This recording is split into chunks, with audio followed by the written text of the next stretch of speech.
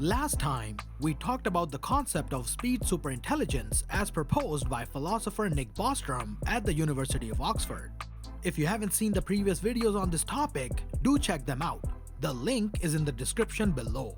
Today, we will be looking at a different kind of superintelligence known as collective superintelligence and some of its defining characteristics.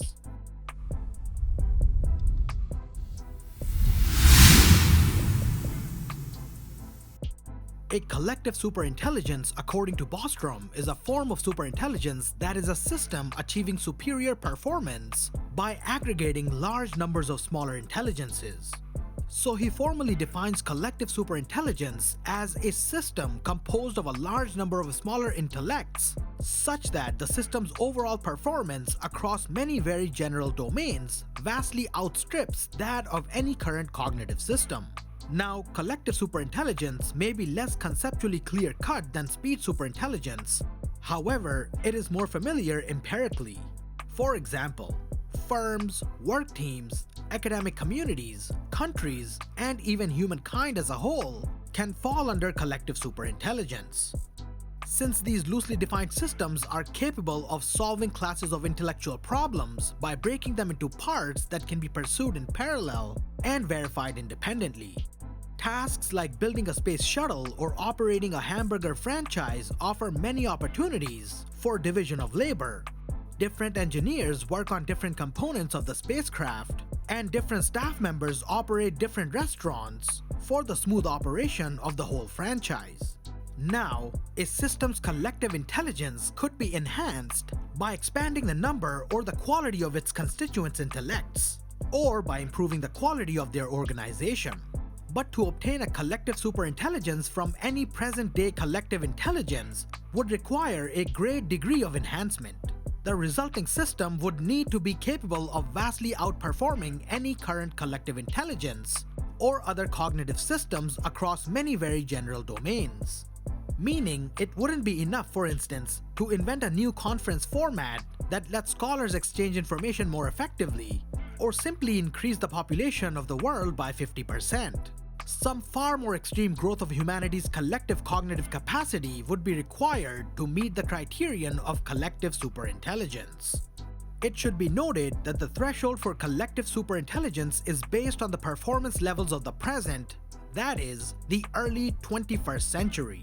Throughout history, humanity's collective intelligence has grown by very large factors. For example, the world population has increased by at least a factor of 1,000 since the Pleistocene. On this basis alone, current levels of human collective intelligence could be regarded as approaching superintelligence relative to a Pleistocene baseline. Some improvements in communications technologies, especially spoken language, but perhaps also cities, writing, and printing could also be argued to have individually or in a combination provided supersized boosts, in the sense that if another innovation of comparable impact to our collective intellectual problem-solving capacity were to happen, it would result in collective superintelligence. Now, one could argue that modern society does not seem so particularly intelligent since it makes all these unwise decisions that lead to things such as the depletion of natural resources, pollution, and extinction of certain species, and so on. However, for Bostrom, nothing in the definition of collective superintelligence implies that a society with greater collective intelligence is necessarily better off. The definition does not even imply that the more collectively intelligent society is wiser.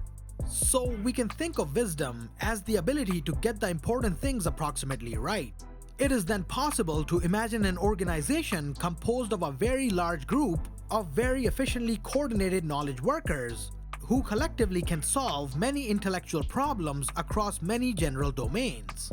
This organization, say, can operate most kinds of businesses, invent most kinds of technologies, and optimize most kinds of processes. Even then, it might get a few key big picture issues entirely wrong. For example, it may fail to take proper precautions against existential risks, and as a result, pursue a short explosive growth spurt that ends ingloriously in total collapse. Such an organization could have a very high degree of collective intelligence, And if sufficiently high, the organization could be classified as a collective superintelligence. Now, collective superintelligence comes in two forms: loosely integrated superintelligence and tightly integrated superintelligence. For loosely integrated collective superintelligence, imagine a planet, let's call it Mega Earth, which has the same level of communication and coordination technologies that we currently have on our Earth, but with a population of 1 million times as large. With such a huge population, the total intellectual workforce on Mega Earth would be correspondingly larger than on our planet. Now suppose that a scientific genius of the caliber of a Newton or an Einstein arises at least once for every 10 billion people.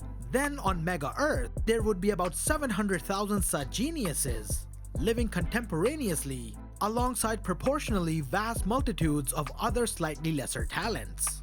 New ideas and technologies would be developed at a furious pace, and global civilization on Mega Earth would constitute a loosely integrated collective superintelligence.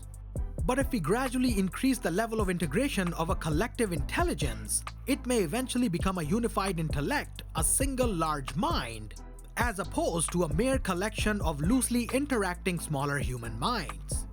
The inhabitants of Mega Earth could take steps in that direction by improving communications and coordination technologies, and by developing better ways for many individuals to work on any hard intellectual problem together. A collective superintelligence could thus, after gaining sufficiently in integration, become a quality superintelligence. But that is a discussion best left for another time. And that brings us to the end of this video. If you enjoyed it, do leave a like, share, and subscribe to our channel for more content ahead. What do you think quality superintelligence would be like once we attain it? Let us know your thoughts in the comment section down below. Until then, we'll see you in the next one.